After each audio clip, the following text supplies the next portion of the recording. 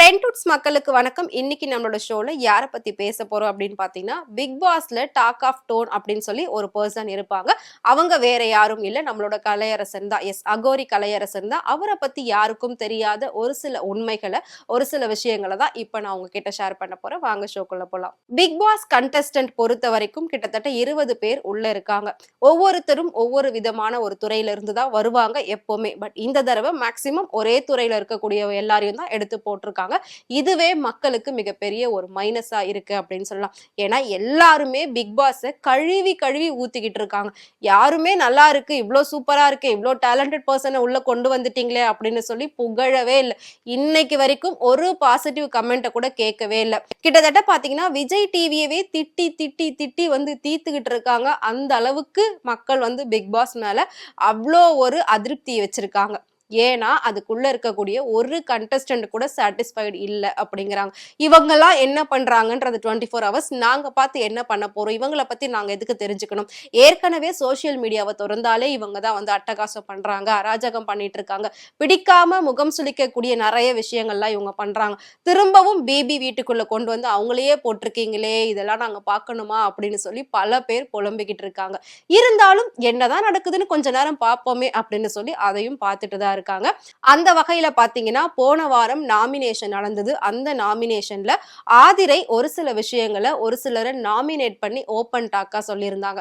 அதுல முக்கியமா திவாகரையும் கலையரசனையும் அவங்க நாமினேட் பண்ணியிருந்தாங்க. இவங்கெல்லாம் உள்ள வர்றதுக்கு தகுதியே இல்லாத ஒரு ஆளு அப்படின்னு சொன்னாங்க. சோ இவங்க மட்டும் கிடையாது, பிக் பாஸ் வீட்டுக்குள்ள இருக்கிற நிறைய பேரே பாத்தீங்கன்னா கலையரசன்லாம் என்ன பண்ணிட்டாங்க, ஏன் இங்க வந்தாங்க, அவங்க நேம் சேஞ்ச் பண்ணணும்னா அதுக்கு இதுவா இடம் அப்படின்ற மாதிரி எல்லாம் கேள்விகள் கேட்டுட்டு இருந்தாங்க.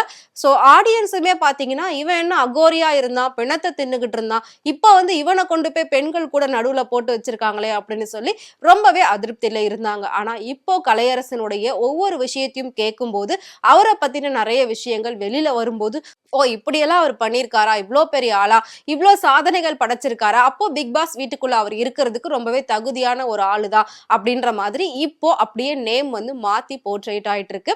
சோ அது எதனால, அவர் என்னென்ன பண்ணியிருக்காரு அப்படின்னு பாத்தீங்கன்னா, அவர் ஒரு அகோரியா தான் நம்ம எல்லாருக்குமே தெரியும். அந்த அகோரியா வேஷம் போட்டுக்கிட்டு சடையெல்லாம் வளர்த்துக்கிட்டு ஒரு வருஷம் கிட்டத்தட்ட ஒரு 6-7 மாசம் ரொம்பவே அவர் ஆட்டம் போட்டாரு. சோ அவங்க ஃபேமிலியில வந்து அதுக்கப்புறம் நிறைய பிரச்சனைகள் நடந்தது. அப்ப அவங்க ஒய்ஃப் என்ன சொன்னாங்கன்னா, அவன் வந்து பொய் சொல்றான், அவன் ஏமாத்துறான், அவனை கண்டா கண்டிப்பா எல்லாரும் ஜெயில புடிச்சு போடுங்க அப்படின்ற மாதிரி எல்லாம் சொல்லியிருந்தாங்க. இப்போ திடீர்னு பாத்தீங்கன்னா 2 பேரும் ஒன்னா சேர்ந்து நாங்க சேர்ந்துட்டோம், இப்ப அவர் வந்து பிக் பாஸ் வீட்டுக்குள்ள போறாரு, அவரை வழி அனுப்புறதுக்காக தான் நான் வந்திருக்கேன் அப்படின்ற மாதிரி சொல்லி வீடியோஸ் போட்டுட்டு இருக்காங்க. மேபி இது எல்லாமே கண்டென்ட்டா அப்படின்னுமே ஆடியன்ஸ் கேட்டுட்டு இருக்காங்க. ஒரு ஹஸ்பண்ட் ஒய்ஃப் சண்டை போட்டுக்கிறதுன்றது ஒரு நார்மல் தான். பட் இவங்க போட்டுக்கிற சண்டை ஊரே திரும்பி பார்க்குற அளவுக்கு போட்டுட்டு இருந்தாங்க. அதனாலதான் எல்லாரும் திரும்பவும் அவங்கள பத்தி பேச ஆரம்பிச்சுட்டாங்க. இருந்தாலும் கலையரசனுக்கு வந்து ஒரு தனிப்பட்ட நிறைய நடன திறமைகள் இருக்கு, நிறைய கலைகள் அவர்கிட்ட இருக்கு, நிறைய சாதனைகள் அவர் படைச்சிருக்காரு. சோ அவரை பத்தி சொல்லணும் அப்படின்னா அவர் ஒரு மல்டி வேர்ல்ட் ரெக்கார்ட் ஹோல்டர் அப்படின்னே சொல்லலாம். ஃபர்ஸ்ட் கலையரசனை பத்தி சொல்லணும் அப்படின்னா, ஒரு சில வருடங்களுக்கு முன்னாடி யுனைடெட் நேஷனல் இன்டர்நேஷனல் யூத் சொசைட்டியோட யங் அம்பாசிடரா இருந்திருக்காரு. அது மட்டும் இல்லாம இந்தோனேஷியாவோட குட்வில் அம்பாசிடராவும் இருந்திருக்காரு.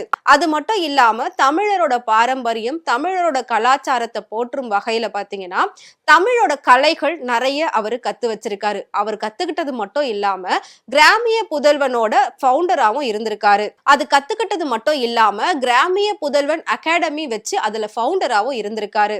தமிழர்களோட கலைகள்ல கரகாட்டம் அப்படிங்கிறது முக்கியமான ஒரு ஆட்டமா பார்க்கப்படுது. அந்த கரகாட்டம் ஆடிக்கிட்டே 18,200 ஊசிகளை அவர் கண்களால எடுத்திருக்காரு. அதாவது ஒரே டைமா அவ்வளவு ஊசிகள் எடுக்கல, ஒவ்வொரு தடவையும் ஆடும்போது அந்த எண்களை அவர் இன்க்ரீஸ் பண்ணிட்டே இருந்திருக்காரு. சோ அப்படி ஆடி ஆடி மொத்தமா 18,200 ஊசியை கண்களால எடுத்திருக்காரு. அது மட்டும் இல்லாம பறை இசை கலைஞர்கள் 1000 பேரை வச்சு 1 மணி நேரம் விடாம பறை அடிச்சு சாதனை பண்ணிருக்காரு.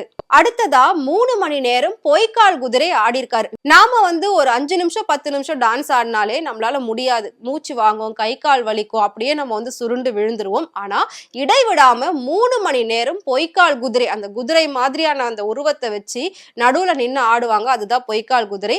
அந்த டான்ஸ 3 மணி நேரம் நிக்காம ஆடி இருக்காரு. அடுத்ததா அவர் ஏற்கனவே கரகாட்டம் ஆடி கண்களால ஊசி எடுத்தாரு அப்படின்னு பார்த்தோம்.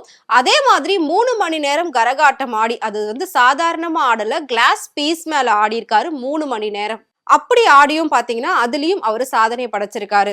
அதுக்கப்புறம் ஒரு ஷோல 2 மணி நேரம் கருப்பசாமி ஆட்டம் ஆடியிருக்காரு. கருப்பசாமி ஆட்டமும் கிளாஸ் மேல ஆடியிருக்காரு. அதாவது கண்ணாடி துண்டுகள் மேல 2 மணி நேரம் ஆடியிருக்காரு. நம்மளால இப்படி 2 செகண்டே நடந்து போக முடியாது. அப்படி இருக்கும்போது 2 மணி நேரம் கண்ணாடி துண்டுகள் மேல அவர் இடைவிடாமல் கருப்பசாமி ஆட்டம் ஆடியிருக்காரு.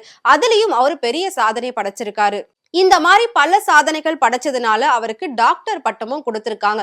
அதனால அவர் டாக்டர் கலையரசன் சொல்லிட்டு எப்பவுமே அவர் சொல்லிப்பாரு. அவர் அந்த அகோரியா ஆன்மீகத்துக்குள்ள போனதுனாலதான் இத்தனை சாதனைகள், இத்தனை கலைகளையும் மறைச்சிட்டு எல்லாருமே அவரை ரொம்ப நெகட்டிவா பேசுற அளவுக்கு அவரோட நேரம் மாறிடுச்சு அப்படின்னு தான் சொல்லணும். அந்த நேரத்துல அவருக்கு ஃபேமிலி சப்போர்ட்டும் கிடையாது. அதுக்கப்புறம் அவங்க அப்பா இறந்தாங்க. ரொம்ப ஸ்ட்ரகிள்ஸ் எல்லாம் ஃபேஸ் பண்ணி ரொம்ப கஷ்டப்பட்டு இப்போ திரும்பவும் தன்னோட குழந்தைங்களுக்காக தன்னோட அடையாளத்தை மாத்தணும் அப்படின்னு சொல்லிட்டு தான் இந்த வீட்டுக்குள்ள வந்திருக்கிறதா அவர் சொல்லியிருக்காரு. அவர் சொன்ன நிறைய விஷயங்கள் உண்மையான விஷயங்கள். இவ்வளோ சாதனைகள் அவர் படைச்சிருக்காரு. நிறைய பேரை இந்த கலைகள்ல அவர் வளர்த்தும் விட்டுருக்காரு. அகோரி கலையரசனா உங்களுக்கு பிடிச்சிருக்கா, இல்லாட்டி டாக்டர் கலையரசனா உங்களுக்கு பிடிச்சிருக்கா அப்படின்றத மறக்காம அவரை பத்தி கமெண்ட் பாக்ஸ்ல கமெண்ட் பண்ணுங்க. இதே மாதிரி பிக் பாஸ் பத்தி டே பை டே அப்டேட் நீங்க தெரிஞ்சுக்கணும் அப்படின்னு நினைச்சீங்கன்னா மறக்காம ஃப்ரெண்ட் டூட் சேனலை ஃபாலோ பண்ணிக்கோங்க.